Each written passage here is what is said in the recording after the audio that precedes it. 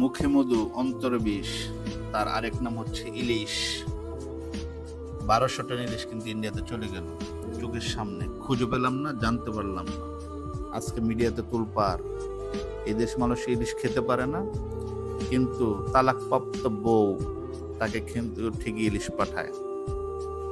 1200 ton, গত বছর 3000 ton, ঠিকই কিন্তু মনে রাখে। 4000 5000 টন আম, ঠিকই কিন্তু মনে রাখে।